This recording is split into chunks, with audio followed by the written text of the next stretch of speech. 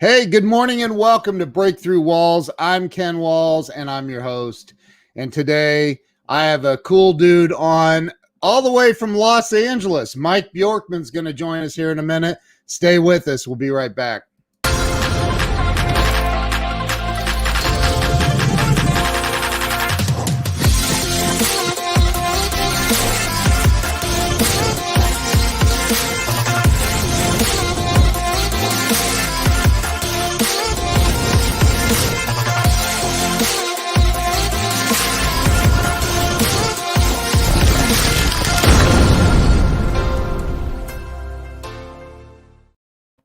Hey, let me bring Mike on the show. Mike, welcome.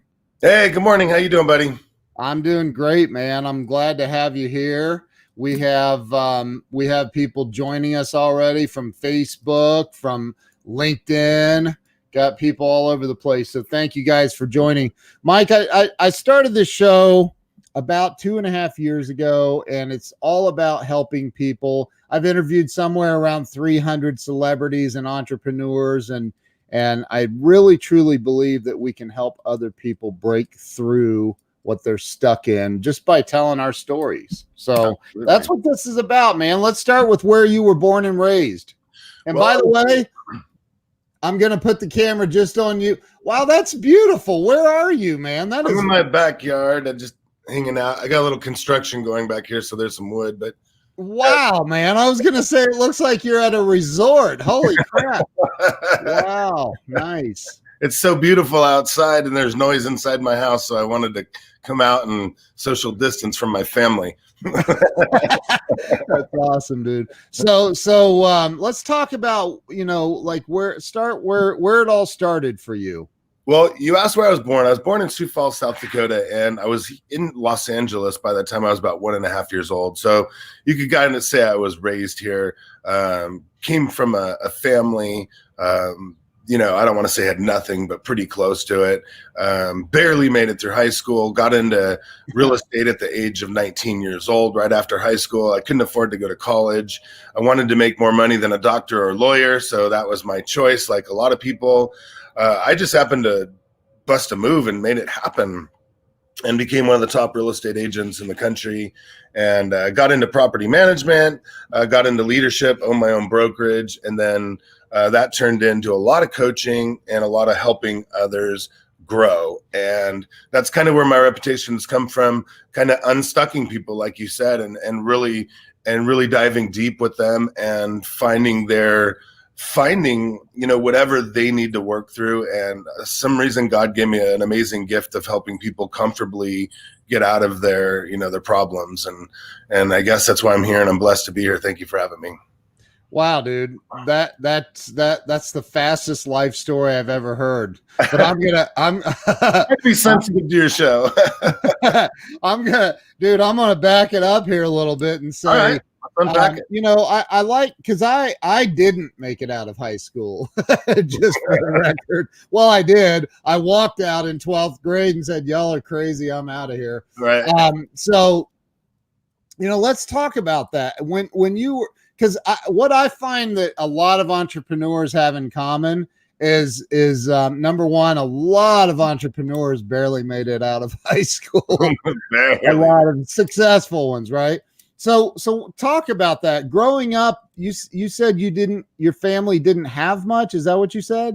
Yeah, like I was the kid in the neighborhood that never got to go to water skiing, snow skiing. We went on one vacation a year, and it was in our Volkswagen van to the county beach, and I appreciated it, but we were the family that couldn't afford to go anywhere or do anything. So my dad taught me the hustle, right? We did our own yard work. We did our own painting. Entrepreneurship came young for me. I was doing, 6 lawns on Saturday, 6 lawns on Sunday. I'd ride my bike to the swap meet, and I'd, work all day helping people unpack and pack their stuff and sell it all day. I used to climb oak trees 60 feet in the air to pull out mistletoe and sell it at the drug stores for around the holiday times for, a nickel a bag, put ribbons on it. So I always had a little entrepreneurial spirit because all my friends had money to do things and I never did. So I wanted to earn my own money so I could actually go to the movies once in a while with them or something. So my dad taught me the hustle. That was one good thing. So I wasn't afraid of hard work at a young age. And because I was always around people, helping people, making money, and my mother was very dynamic with her personality, so I was able to learn how to communicate effectively at a very young age with that hustle, which turns into that entrepreneurial spirit. Once you take success, you get a little bit addicted to it, and therefore I was, I just needed the right business because I had the right mindset. And once I finally found that right business and got a taste of what, performance-based commission pay was like, I was like, yeah, I like this. The more I work, the more I get paid. The less I work, that's okay. So it was a very interesting dynamic for me. So were your parents, either one of them, entrepreneurs? No, my dad worked in aerospace, probably the $30,000 a year job, hour each way in traffic. And my mom was a bartender, waitress, and a bus driver my whole life. Mm-hmm. So you barely get out of high school, but you did. So that's good. I'm going to just go out on a limb. You didn't go to college. No, yeah, I couldn't, I didn't have the time. At the time, I was very lucky. I got a job as an optician making eyeglasses. Yeah. And I started the guy pulled me out of a Wendy's flipping burgers. He saw my hustle and he said, "Hey, I want you to come be my lab assistant." And it was just a local mom and pop eye doctor place. And then when I was 18, LensCrafters headhunted me out of there. And I got a taste of corporate America real quick. And I learned real quick that I didn't like it. So I was like, now what am I going to do? I mean, honestly, it was either I got into real estate and made it, or I was going into the military. And it's not that I was afraid to go in the military. I just knew I knew the world needed me for a different reason. So I made that little career work. Here's a buddy of mine. He's out in your I don't know if Charles is in LA. I think he's in LA proper, which is like California, right? Yeah. But he's a realtor actually out there. Oh, cool. So, yeah. But so you got into, how old were you when you got into real estate? I took my test when I was 18 and I started when I was 19. Okay. Wow. So you didn't stay at the optometry place very long at all. No, I couldn't imagine life in corporate America anymore. I was 18 years old and I wanted to go out and party and have fun. And these people were making me work from 1 to 9 on a Saturday night. They were really mean to me. There's regional directors, national directors. And I just learned like, hey, I don't like these people. The corporate handcuffs are real, and I didn't want that. And I knew the money could get much better if I just worked at that, Wow. So you got into real estate, you're 19 years old, and everybody trusts a 19-year-old realtor. Mm-hmm. That's exactly right. Especially me. Remember I said I barely made it out of high school. Right. So I was a hardcore party kid. Like I was all about fun. I was all about, beer bongs, keg stands, that kind of thing. Wow. So when I got my real estate license, I just said, okay, guys, I'm a realtor now. And everybody, Mike, we love you, but you would be the last mofo person we buy a house from or sell our house. So I had to start from complete scratch and go to complete and total strangers, which is how I learned marketing, right? Yeah. That's kind of how that worked. I learned how to, get to the masses quick that didn't know me. And, right. I was kind of a seminar junkie. I'd go to a seminar, I'd learn a little bit, and then I got addicted to that. I'd go to every seminar, every convention. And back then we had to get on planes and drive far. It wasn't like you could jump on a StreamYard, and just start chit-chatting with a coach. I had to travel far and wide, and that's, that was the other thing that made me pretty successful pretty fast. I just studied and studied and studied, and I was fascinated. Hi, Angela. How are you? You know Angela? I know Angela. Yep. She's one of the best network marketers I know. I love Angela. She's actually been on the show. Oh, awesome. Yeah. Yeah. So yeah, she saw me speak at a convention not too long ago in San Diego. Um, but Wow.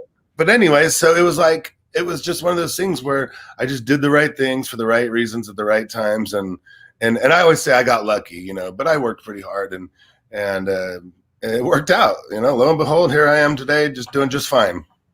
So, okay, so let's start though back when you were 19, 20, 21.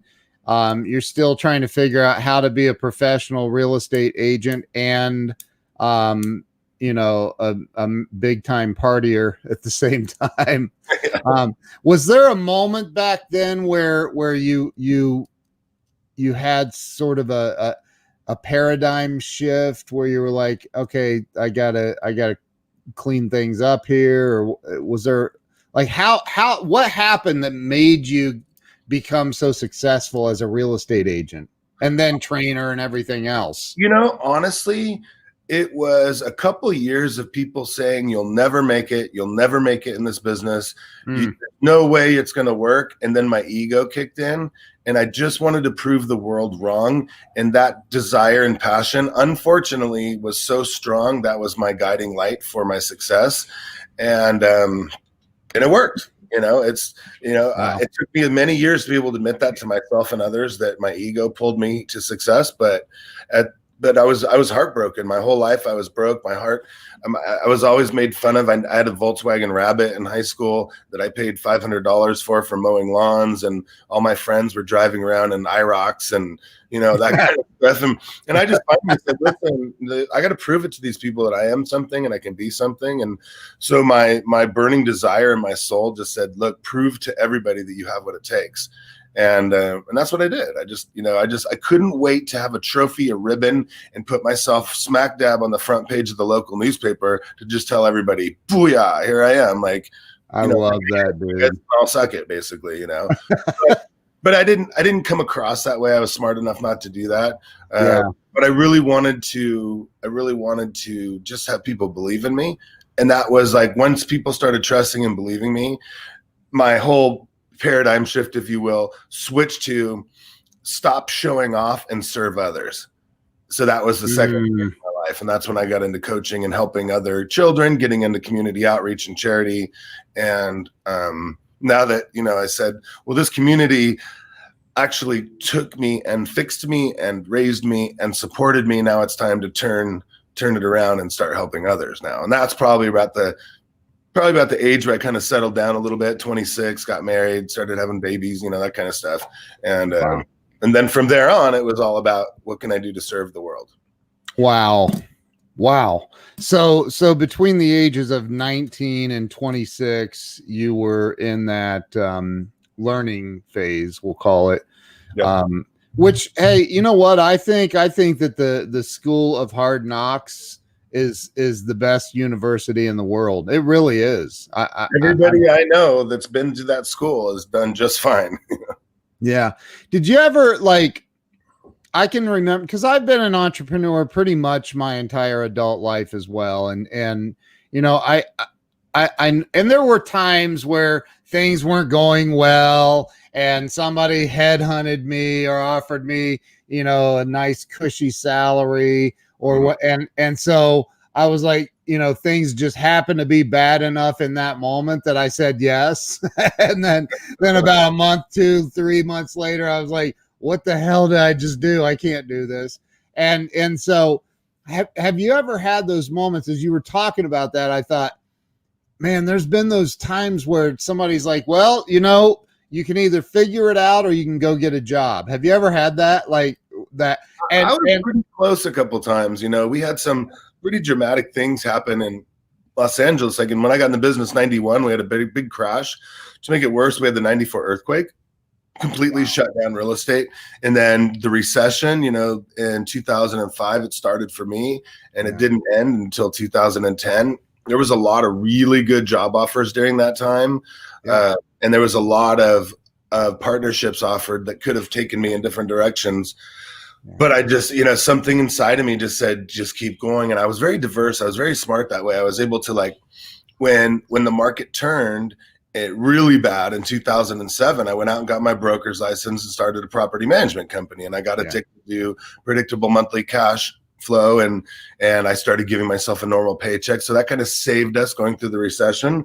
I mean, we had a very extravagant lifestyle coming into the recession, and then after that was up and running, I wanted to be more diverse. So I got into default, where we were flipping homes, doing foreclosures, short sales, loan modifications. And I really specialized in helping people that were in bad situations, which became very lucrative. And then the market turned around, and we're still going through one of the best markets ever after 2011. And here we are, 2020. It's amazing. Now, have you gotten into beyond property management, doing like investment, buying properties, buying like rental? So we have a whole portfolio of rental properties, dabble in commercial real estate. One of the things I love about property management is I get to make 7 to 10% off of all other people's money. Yeah. And it's kind of nice when I'm not the one putting down humongous down payments. Right. And I'm actually realizing the same or a better gain than most investors. And I get to play with everybody else's money. And it's a company that runs itself. And I get very large paychecks every 2 weeks. And it's kind of nice to be able to have that. And now the company I'm involved with, eXp Real Estate, we grow the company organically through agents, and we revenue share all over the nation. We're a global company traded on NASDAQ. And this company I was right picking this company. It's blown up. And I get to reap the benefits of the people that I coach, lead, and mentor all over the country. So It's almost like having another property management company, except it's even easier with less overhead.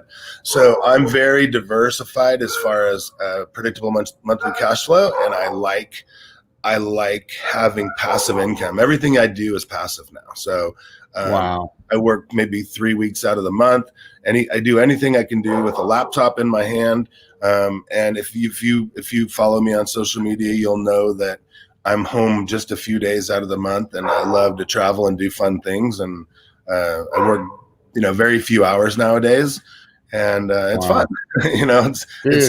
I'm 47, man. It's time for me to be able to enjoy some of the things that I've built, So I do that. I still work hard in the sense where wherever I'm at, I work hard. My wife might get frustrated because I'll do a few coaching calls during the day, or a podcast, or or train somebody, or run my teams. But you can only say, look, you're sitting in Cabo. How bad could it be, babe? Let me get that kind of stuff. So that's reality. Right.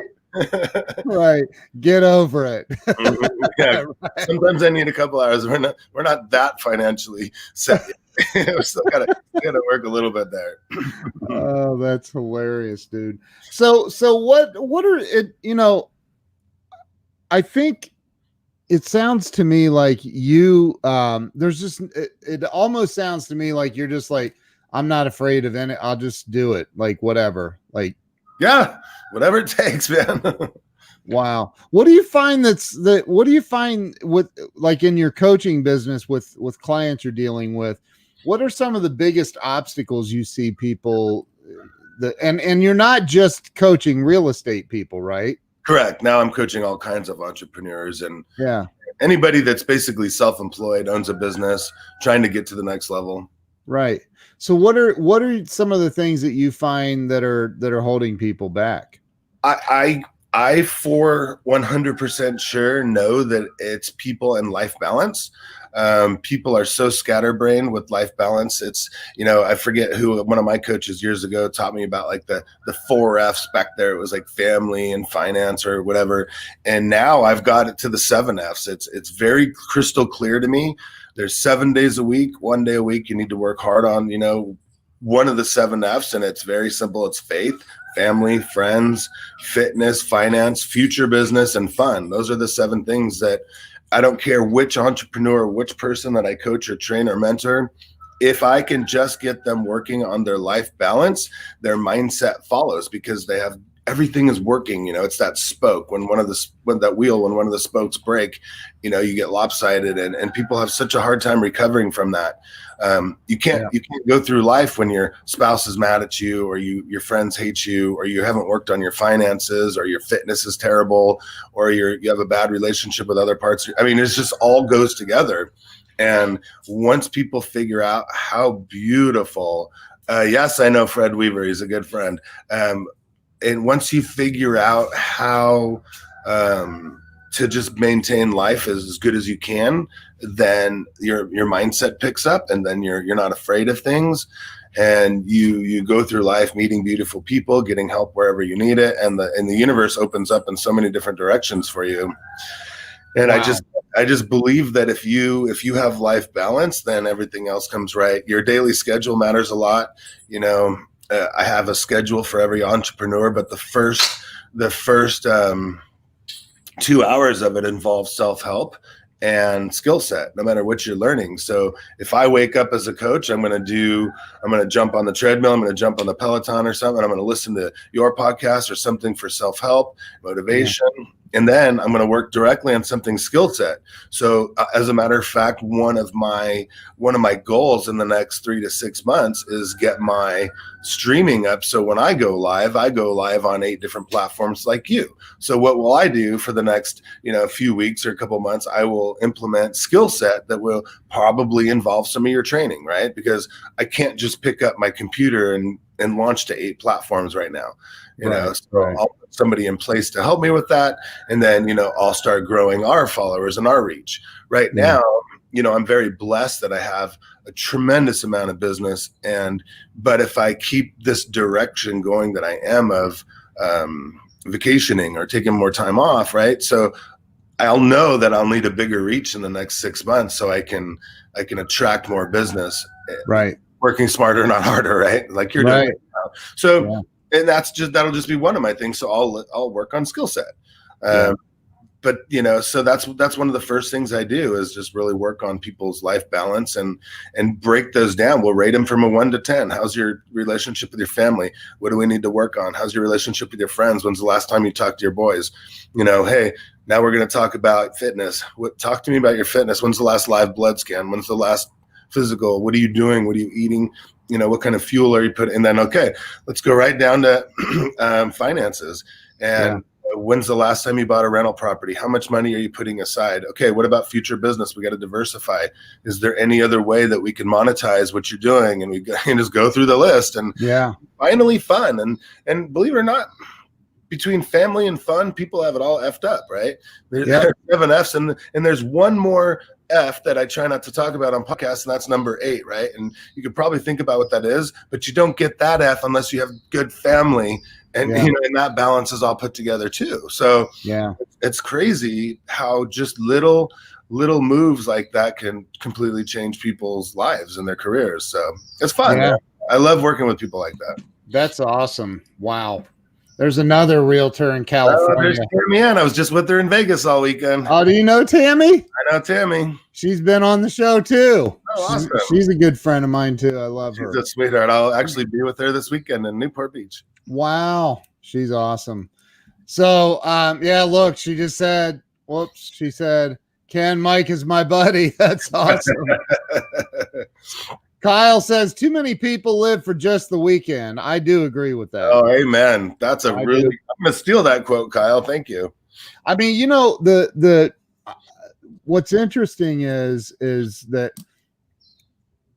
I live for every day, man. And I enjoy my life. I have fun. I'm not on the level you are. I don't think, I don't know. I mean, I do pretty well, but like, I don't have to worry about the weekend because every day is the weekend if I want it to be. Like, I don't know if that makes sense or not, but absolutely, I can, outside of having a very, very busy calendar, sometimes I'm free to do what I want wherever I want, and that's the life that I imagined a long time ago, and today I have it. So, I love what you're doing, man. I think that now, have you written a book? No, I started writing a book about real estate. The book, I forget what it was called, but it was about what it's truly like to be like in real estate. But I found out that book wasn't evergreen, and I would want it. And if I was to write a book, I want it to be evergreen, right? So if I was to write a book, now it would be more of a self-help book. Yes. And I don't look at myself as a guru. So I think the book is kind of on the shelf for now. Maybe when I'm retired and slow down a lot more, and I can look back and see what lives I've really changed, and then write a book for the future generations. But dude, I've got to close you on this right here live on the air. You have to write a freaking book on the 8 Fs. I'm serious. Listen, man, here's what I say. Like, if you don't do it, you're literally stealing from the world, because there's people that need your book, man. Yeah. If we could give me some really good Adderall or something to actually sit down and do it, maybe. No, I mean, I'll tell you, when I heard that Grant Cardone wrote his first book in 3 hours, I was like, holy crap, if he can do that in 3 hours, I can do one in 7 days. And I did. I wrote a book in 7 days, man, and it became a #1 bestseller, and it's the best thing I ever did. Well, seriously. I used to travel around with seven-figure speaking empire, right? With all the info marketers, the best of the, and coach with Dave Van Hoos and Dustin Matthews and all those guys. And I partied with that whole clique, right? I was just in Puerto Rico with Davin Michaels. Like, I mean, we're all over the place doing really fun things. And I was the only one that didn't have a book. And it took me a long time to find a writer that I could partner with. Yeah. And I finally found her. And it's kind of on the shelf, but we are working together closely. We're seeing if we're a good fit, because I'm terrified to find out about to have somebody help me write a book that's not going to do a really good job and really be like my personality coming out. So I have been talking to somebody. We might spend some time together the next coming months and test it out. But I just don't want my followers to say, oh, he's writing a book and when is it coming, because I don't want to make promises I can't keep. But it's not shelved that deep, right? Let's put it that way. Yeah. Well, I just, man, I can hear the wisdom in your voice. And you already know this, man. It's hard to see ourselves the way the rest of the world sees us sometimes. And dude, I see it, I hear it. I mean, your backyard looks like a freaking resort. So like it's pretty fun. It does. Is that a tiki hut behind you? Yeah, it's 75-foot bar. Dude, that is insane. There's a pool back there, isn't there? Yeah, that's where I'm going to be in a little while. Wow, man. That's so awesome, man. So do you have a website that I can pop up on the screen for people to check you out? The only website I have is just like my podcast and my YouTube channel. It's all real estate training. I don't have anything that's See, I don't monetize. I'm not actively looking for more coaching clients. They all come from word of mouth. So I'm not dropping landing pages. I'm not driving traffic, things of that nature. We do that for our real estate sales, but it's my podcast. And it does help a lot of other people. I've had a lot of messages saying, although you're training real estate, you're really training life. And it's just the realestatemarketingshow.com, realestatemarketingshow.com. The THE? No, not the, just realestatemarketingshow.com. Okay, I'm going to put it up here. Real estate, if I can spell this morning. Marketingshow.com. Okay, here it is. Tell me if that's right. realestatemarketingshow.com. Yep, that's it. So where is that, and is all your social media links, is all that on there as well? Yeah, I mean, everything is Mike Bjorkman that I am. My Instagram, my Facebook business page and personal page. And that's, and I love talking about that. It's one of those things people are like, dude, you don't have websites, you don't have books, you don't have, because here's what happened is when I got, and I'll tell you another story real quick. I was in 2007, I started that property management company, right? Right. Then I said, wow, I got really good at this really fast.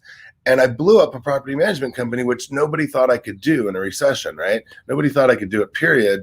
And I did it so fast. And then I go, you know what? I want to teach other real estate professionals how to open up a property management company. So I said, how am I going to do this? And then I got a tip to join Seven Figure Speaking Empire. So I had to learn quickly how to sell from webinar, sell from stage. I would have tons and tons of education on how to build funnels and how to build landing pages and just all this stuff. And I was at the forefront of this. The technology was just getting there to where funnel wasn't even a thing back then. Like click funnels, none of that stuff was around. We were just figuring out how to do GoToMeeting back then, and and try to play pre-recorded webinars. And here's what happened. I got so overwhelmed with what really takes to be a true info marketer that I said, this isn't for me. I don't want to be an info marketer.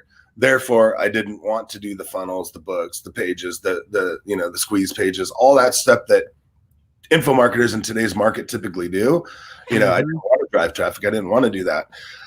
So that's why, I just, and I think, it's funny. It works in my benefit. People go, God, if he's that good, he doesn't have to work to monetize his business. Well, I really want to work with him then, so it's hilarious. Right. Tammy.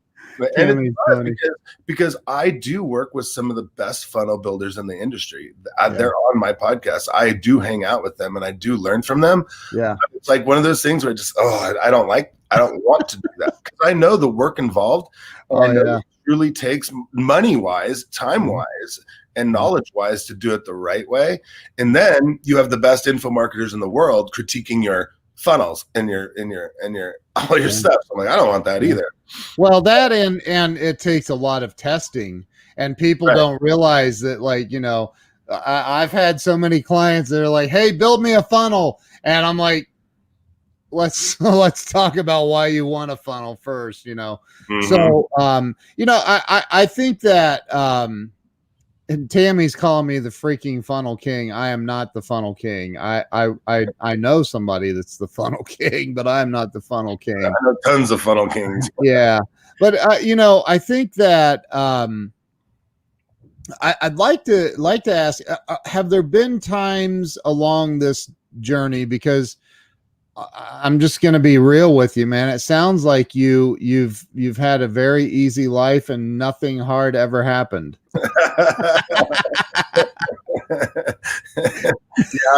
Some of the biggest so being a very expressive high I, right? Yeah. I'm not analytical in any way, short or any way. But the problem with being like that is you're not very organized. You're not very, analytical. So you need to hire people to do that for you. Like, I have to have a full-time bookkeeper. I have to have a full-time business manager. I have 3 full-time assistants, those types of things. And they keep my life pretty good. But when it comes to high-level decisions, which I have to make, these are some of the problems we get into. Taxes would be a really good problem that I've had, right? Yeah. Like, I want a boat before I pay my taxes. I want this before I pay my taxes. So luckily, I spend a ton of money, and I have a team that runs my life. My assistants, my marketing assistant, like people that are around me are epic in my life, and I would be in jail without them, or I would be broke without them. My accountant, my CPA, my bookkeepers, my everything that they watch over what's going on, and it's very, I'm very fortunate. Like, we just closed on a beach house last week. I'm the only person I know that bought a beach house during COVID. I'm the only person but it's we saw an opportunity and took it, right? We found a beach house. It was zone commercial. We got to use SBA financing, 10% down. We got to really, utilize the things that were in front of us to help us grow. And without my team around me, I could have never done that, because I probably would have never noticed. Right. Right. But those are the kind of cool things that we do. And to go back to what you're saying before about, books and monetizing and all that stuff. But really, I'm a real estate agent first. We'll sell a couple hundred homes a year. We'll still manage that property. That's my true passion, and we'll flip a bunch of homes. So, a lot of people say, why don't you come into the guru space? And I go, because I love selling houses, man. If I don't have 20, 25 escrows going at all times, I lose my mind, And they're really, really nice people I get to work with. And that's the good thing about being successful. I don't have to work with a-holes if I don't want to. I think people that are nice, people that are smart, people that appreciate what I've built, they appreciate my marketing, because you hear my language. I talk a lot about info marketing space, right? Yeah. Digital marketer, right? So I use that to get my real estate sold. I am friends with Perry Belcher and Roland Frazier and Ryan Dice from Digital Marketer. I know my digital marketing, but I don't use it to promote me. I use it to promote my properties. And that could be where I'm getting my release, right? Yeah. Well, it's about 12 to 15 people at any time, and growing strong. But the reality is I have to stay informed to be able to do what I do, right? A lot of people at my age now, I never touched a computer until after high school because I was just on the cusp of the computer age, right? Yeah. But I had to learn it. I had to learn how to embrace technology, because technology is what really got me started. I was, people my age are trying to slow down so much that they're not embracing technology. They're not keeping up with technology. But I know no matter what I do for the next 10 to 20 years, because I know I'll never truly retire, but I'll need that technology, right? So there's things in people's lives that they need just as much, right? So it could be one of those 8 Fs, right? They have to embrace one of those things. And right now, for me, it's still staying on the technology bandwagon, because if we don't, look what you're doing right now. You're streaming off of 8 platforms. Who does that? And most people, literally, I'm teaching people day to day how to go live on Zoom on one platform, and you're StreamYarding. You're a couple months ahead of the curve, right? Yeah. Who thought we could ever go live on LinkedIn and Facebook at the same time? Right. You're doing it, right? So that's the kind of what tangent did I just go off on? Sorry about that. No, I one of my questions for you is I'll start it with a little personal quick story of my own. One day back when I had my office I started my LLC in 2007, perfect time to start a business. And around 2009, I had an office and some employees and a handful, not many. And this guy that worked for me comes in, he goes, hey, there's some dude out in the parking lot looking in the windows of your SUV. And this is a big dude telling me this. And I go, well, go out there and beat his ass or something. Tell him to get out of here. What are you doing? He goes, well, I would, but he has it blocked with his tow truck. I was like, son of a. And so that was a really, really bad day, because I don't know if you've ever tried to convince a repo man not to take your car. But close, but never that close.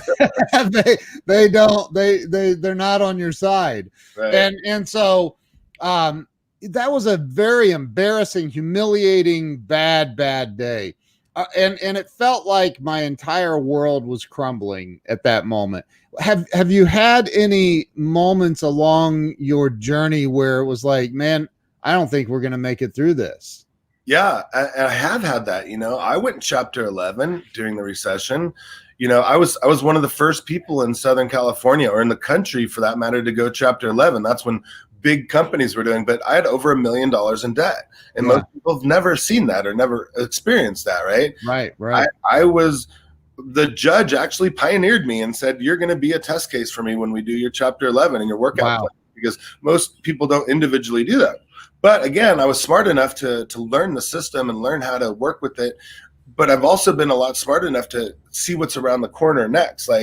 What's the next thing? What's happening? What are the trends? What can I really capitalize on that's happening? So although I went through really hard times, I never knew what it was like to have making a couple $1 million a year to having a 75% pay cut. That was a big deal. And people say, oh, Yeah. Crimea River, you went from 2 million a year to 250 grand a year. Well, when your bills are, almost 100 grand a month, it's a right. big. So, we're about to lose our rental property, about to lose our own house. I had to work out, and that's how I was able to start these companies. I learned how to do loan modifications. I learned how to do short sales, and I pioneered a lot of different things in the default market. But that's one thing that I try to teach my clients is, look, man, if something gets a little fishy or you have an inclination or that weird feeling in your tummy, take advantage of that. That's the universe telling you that you better get your crap together and you better start looking around the corner. What's next? Whether it's a technological thing, or if it's a market driven thing, if it's is it a global pandemic? Is it, what is it? And this is yet here I am again. I'm going to have to write that book at some point, because we've been through 9/11, now a global pandemic. Like, we've been through a lot of crap, right? So there's a lot of knowledge. There's a lot of things learned there. But to answer your question, I mean, that 2007, 8, 9, that was a serious kick in the teeth for a lot of people, man. It was mind blowing.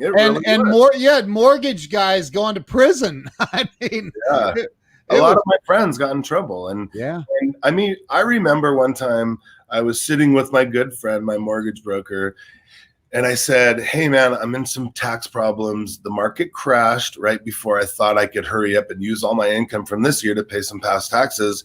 And now it's crashing. He goes, don't worry, we'll pull it out of your house.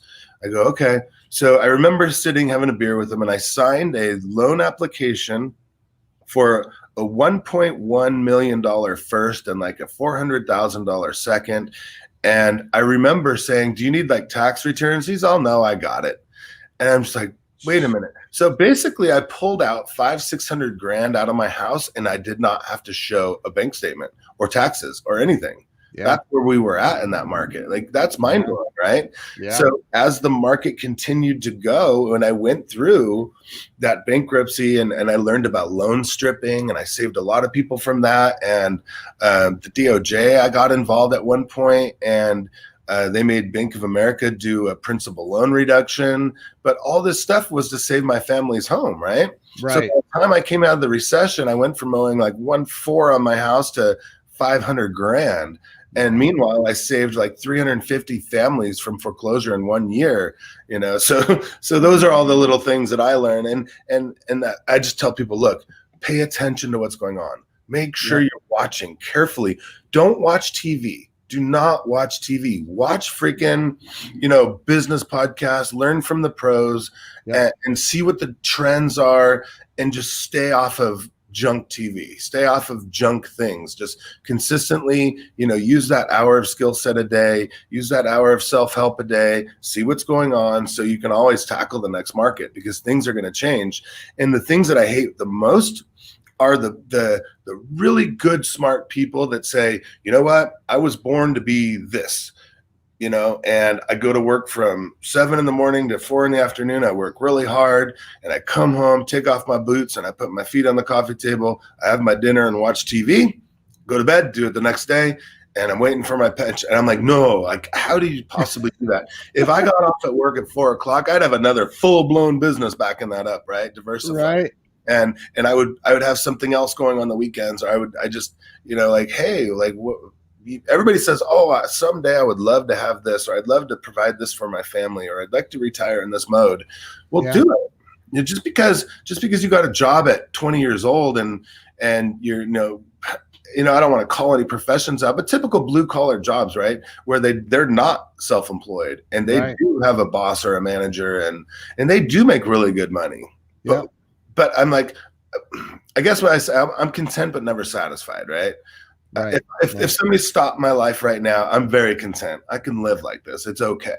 I could live for the rest of my life without ever doing another thing again, because of what I've done in the last several years to ramp up, right?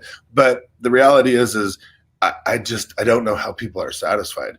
And sometimes people are satisfied doing the wrong things, watching TV or literally just putting poison in their mind. Like, I have people my age in their 40s play video games for 3 hours a night. And Dude, I can't relate to that. And Right. and I think, we're cut from the same cloth. I can't relate to. I mean, I did it right out of high school, man. Or well, when I left high school, I went to work at the Honda factory building cars, and I did that for about 2.5 years. Made unbelievable money. It was 30 Wow. years ago, man. Making 50 grand a year at 18, 19, 20 years old. That was unbelievable money back then. But I realized quickly, like, this sucks. I cannot do this forever. Like, this is crazy. And there's people that are like, oh, I'm going to be here for 30 years and retire with a pension. I'm thinking, what? How? I don't. Yeah. So those people that are out there, that, because I don't think laziness is a real thing. I think it's a fear-based thing. I think that's what laziness is.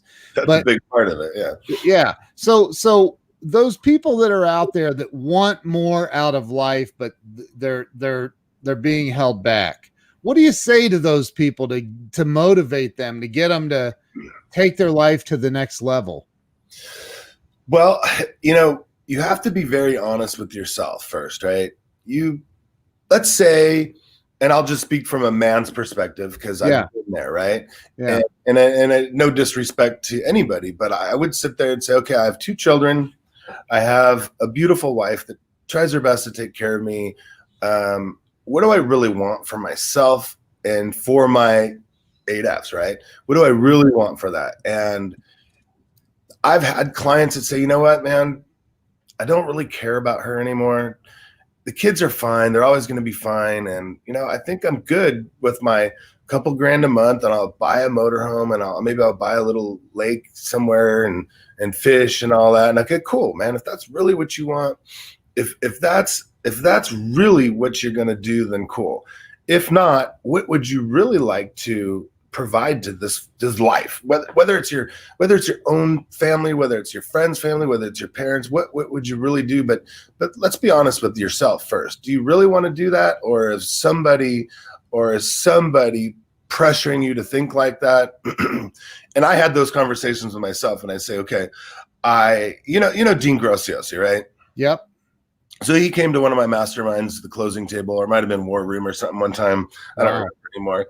But he teaches like the 7 levels of finding your why. Right now, in today's world, the why is kind of cliche. But the way Joe Stump taught him was amazing, and I've done it with hundreds of people now and myself, and we've gone into total tears because you say, "Why are you doing this, Mike?" Well, I want to make millions. Okay, well, why do you want to make millions? So I can have this. And by the time you get down to the 7th level, what happens is you find out your true why, because you've really broken it down, right? So for me, and I'll just use myself personally, my true why and why I do this is I never want anybody that I love or care about to suffer the way I did in the beginning of my life, right? Right. I went through tons of embarrassment. I went through tons of eating leftover stew for 4 nights. I went through tons of weekends pulling weeds when my friends were water skiing and snow skiing. And I said that twice, and you can see that's really scarred me. Yeah. So I've been through things that I never want my children to go through, or my wife, or my friends for that matter. Right. So if I had a friend today that came to me and said, look, I need 10 grand for something, I could do that, and that makes me feel better. And it could be, people could take it for the wrong reason, but it's not the wrong reason. It's the right reason, because I want to be able to help somebody. There's so many people that I know going through COVID stuff right now, and I'm telling them, look, like I talked to a guy the other night that is a musician. His world evolves around live gigs. Yeah. Apparently unemployment's run out and he can't get a gig, right? So I'm like, dude, I don't know you that well, but if you need help, I'm here. Don't lose anything over it. So wow. And I know I took that really, really far, but truly understanding and believing in yourself and being honest with yourself. If you truly want to get up and move, do it. And that's why you have to seek out somebody that's better than you at what you want to do. Maybe you don't know what you want to do, but it's a really good time to figure out. And technology, again, mind-blowing. I've met people making hundreds of thousands and quit their job on Etsy or Amazon or, something like starting a dog walking business. Like I have so many clients that we've started businesses for, My son, I put aside 50 grand for him. I said, you are like me. You're never going to go to college. You already admitted it. Let's start a business for you, right? We said maybe a clothing line. We went through a couple, we were going to open up a Subway restaurant, all sorts of things. Yeah. But one day I said, dude, you played video games. We allowed him to play like an hour a day after homework video games. I said, would you like to fly a drone and film my real estate? And he goes, yeah. So I think that business cost me all in $5,000. And now here he is, 23 years old, making $5,000 a week. Wow. He owns an amazing business right now. So now we're going to take that to the next level and learn how to expand that, learn how to hire editors overseas, learn how to hire more photographers, take over other territories, and learn his, and expand his business now, because now it's time for him to make $10,000 a week or $11,000 or $15,000 a week, whatever he's comfortable doing. But those are the types of things that anybody can do. And if a 21-year-old kid could do that when we started that, or 19 or whatever, it's reality. Like, you can go to the next level. It's just, first of all, you have to believe that you can do it. And second of all, make the decision to do it and take massive action. And then, believe in it and do the right things. And if you're doing the right things that in your heart of hearts that you're doing it, it's going to be successful. And sometimes it's not even monetary, right? Sometimes it's just learning how to love yourself and your family and getting back into the groove and really appreciating life. Like, I do know people that are miserable right now in their house, afraid of COVID. And I think the drama people wanted more drama. Yep. They thrive off drama. But then I see people like us that want to emerge as leaders, doing amazing things to help people, amazing things for research, amazing things for fun. And the thing I'm most proud of right now is I'm helping businesses that otherwise would be suffering. But I've done my research. I'm educated. I'm informed. I know what's safe and what's not safe, and I know how to help other businesses, right? So that's kind of my thing right now. I want to help people through COVID. I want to help people get through this, and I want to help others understand that it's not the end of the world. Like, it's not. We're gonna be fine until you've been through a recession. This ain't crap. Yeah. I think, I honestly, I didn't even know we were going on lockdown until we were on lockdown pretty much. And I'm like, what is going on? What's happening? Oh, there's some kind of a flu thing out there that's shutting the entire world down. I'm like, what? Why is everybody participating in that? That's crazy. Turn off the news. So and I do have a question for you. For the people that are, there are people, look, dude, the reality is suicide is way freaking up right now, which is just heartbreaking to me. Like, for those people though, that are really living paralyzed in that fear right now, because there are people paralyzed in that fear. How do you convince them, like, dude, you don't have to be there? Well, I hate getting controversial on somebody else's podcast. I don't mind doing it on mine, but you asked, right? Dude, you go. I love controversy. All right. So we know there's certain things that heal the virus quickly and easily. The number one thing being heat, right? The coronavirus does not like being in heat. So we have infrared saunas, right? So quick funny story. I was speaking in Florida, and my buddy and I were getting on a plane, and I didn't know anything about lockdown either. And they said, look, your flight might get canceled. They might cancel all flights for the rest of the world. I'm like, hold on. I'd like to get home to my wife, please. Yeah. Luckily, we were on that flight. I'm not even kidding when I say it was one of the last flights in the world before they shut down airlines, right? So I made it home, and I was like, I go, wow, I kind of feel like crap. And, I travel, I wore myself out, but it was a different type. So I did a little research. I'm like, oh, shit, I might have this thing, right? So, all right. So just in case, I went to the infrared sauna, and it was gone in a day. No big deal. So I continued to do research and educating. But here's what we know, right? Wash your hands, wear a mask, and keep your social distancing, and you're going to be fine, period, right? So let's just say they're right about that. So go live your life. Get out of the house. You're not going to die from this thing.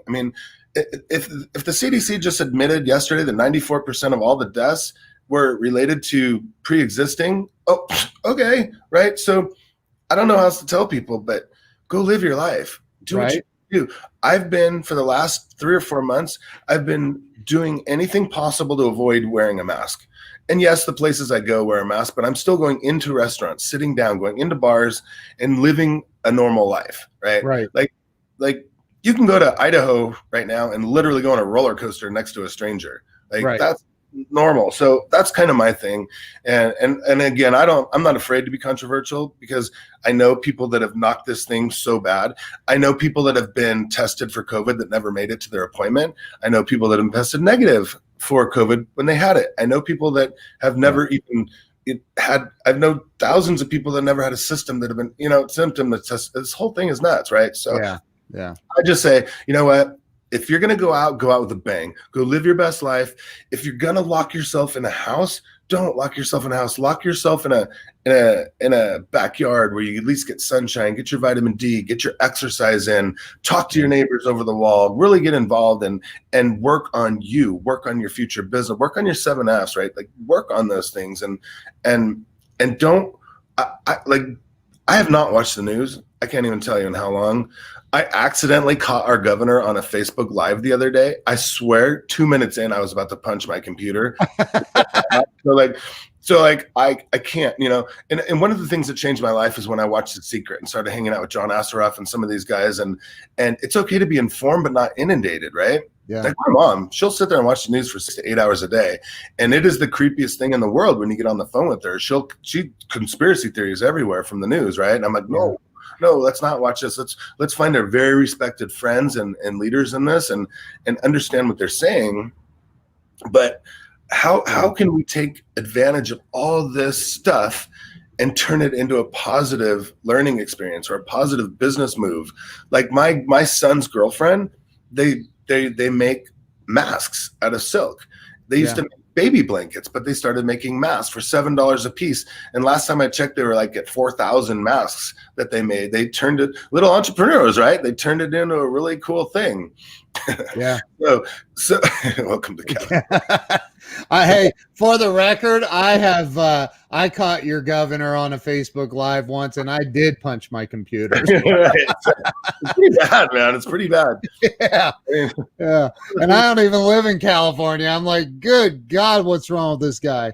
So, dude, first off, you need to write a book, and now that we're friends, I'm going to call and ask you for that 10 grand.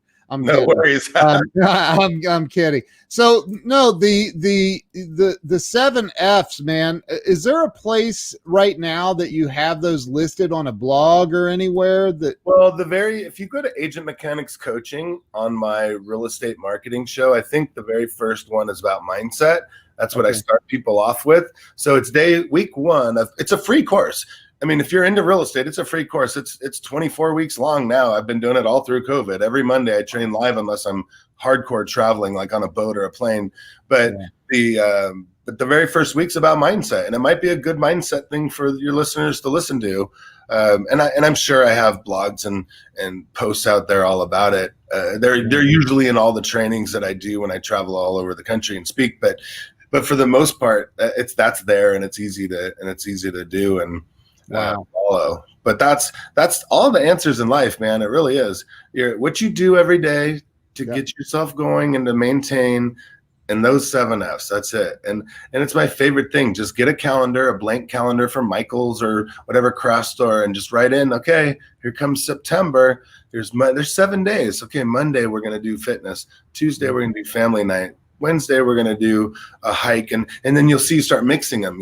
Family is also fitness. You're hiking with your family, and that's also somewhat fun. So some days you'll have 3 a day or 4 a day, and then 30 days later when you do a check-in with your spouse or family, they're going to be like, we changed our life in 30 days by just focusing on important stuff. Wow. That's awesome, man. Everybody needs to go to realestatemarketingshow.com. And what'd you say the mindset training, there's 2 of them. One's the most recent one, I guess, is at the Agent Mechanics Coaching tab. Okay. And the week number 1, you just scroll all the way down or all the way up to week number 1. And that's probably good enough to get an hour of power in there. But I mean, it does. I'm writing this down.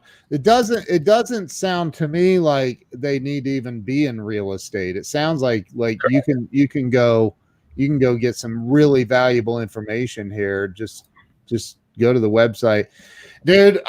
You may be one of the best kept secrets in America right now. So, Thanks, um, brother. dude, you need to write that book, man. I've got some ideas for you. But anyway, I think wow. I think we figured out it was Zach Benson that introduced us. And man, I am grateful. Thank you, Zach. I appreciate the introduction. Mike, you rock, dude. Thanks, brother. I appreciate it. I appreciate the show. I can't wait to go back and watch some more of these. Yeah, man. So, hey, thank you to everybody that's been on here. Mike, if you don't mind, hang on for me. I'm gonna end the live stream. But thank you to everybody who's watched this and shared it out. You guys all rock. Mike, thanks for being on, man. Guys. All right, we'll see you guys later. Bye, guys.